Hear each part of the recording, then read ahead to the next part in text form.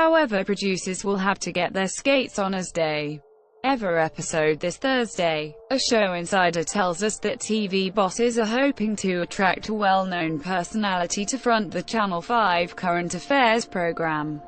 Some of the names that have been thrown into the hat include The Voice UK's Emma Willis, radio host Nick Ferrari, broadcaster Gabby Roslin, telestar Denise Van Outen, and former Blue Peter host Richard Bacon. The source also revealed that they plan to rename the popular daytime show using whoever gets the gig's name in the new title, although whether they will be able to formulate a pun around the name remains to be seen.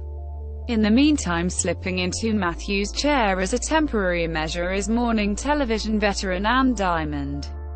Also lined up as short-term hosts are Sky News reader Claudia Liza Armour and Daily Express columnist and presenter Richard Madeley, who recently replaced Piers Morgan on Good Morning Britain, although he will not be joined by his wife and former This Morning co-host Judy Finnegan. It's thought that Matthew became frustrated with the restrictions placed on him by executives. He has said of his plans, "I fancy doing radio. There is less pressure and a lot less Ofcom interference." Yesterday, a spokesperson for Matthew told us that he wishes his replacement good luck. Baby girl for Jacqueline Jossa. Pregnant ex-EastEnder Jacqueline Jossa has revealed she's having a baby girl with the former BBC soap star due any day. She's particularly keen to put paid to rumours that her marriage to reality star Dan Osborne is over, but admits that things are far from settled. "We've been through a rough period, but right now we're getting on well. Neither of us knows what's going on at the moment, but we're spending time together and seeing how things go," says the 25-year-old, who already has 3-year-old daughter Ella with her 26-year-old husband. It was reported that they had split because he had a one-night stand weeks after their wedding last June.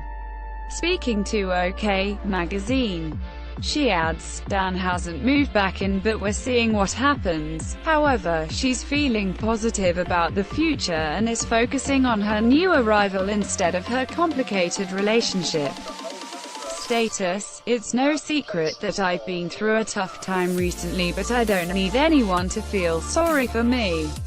I'm fine. We're about to have a baby and that is our main priority." Paul and James rock up in Liverpool. Dear Paul McCartney gave a lucky few fans the experience of a lifetime when he played a surprise pub gig in his hometown of Liverpool. Patrons of the Philharmonic dining rooms on Hope Street were gobsmacked when Macca turned up and belted out a few Beatles classics as well as 2 new songs ahead of a rumored new album. The 75-year-old music legend was spotted filming in the city earlier in the day alongside James Corden, even taking a selfie with his own statue at the pier head. The two stars are understood to be filming for the famous carpool karaoke segment of James's US chat show The Late Show. An overwhelmed audience member wrote on Twitter, "Not every day you get to hear Paul McCartney singing all the Beatles songs with James Corden in a pub in Liverpool. Feeling starstruck." Another said, "My head has fallen off. Just seen Paul McCartney play a gig to 50 people in the Philharmonic pub in Liverpool. Absolutely made my life. Nope, we're not jealous at all. Not one bit." Joe Wood speaks about the Rolling Stones. Ronnie Wood's ex-wife Jo doesn't get to hang out with the Rolling Stones much nowadays, but she doesn't mind because she reckons they're past their prime. "They were such a big part of my life. I was with them most of my adult life.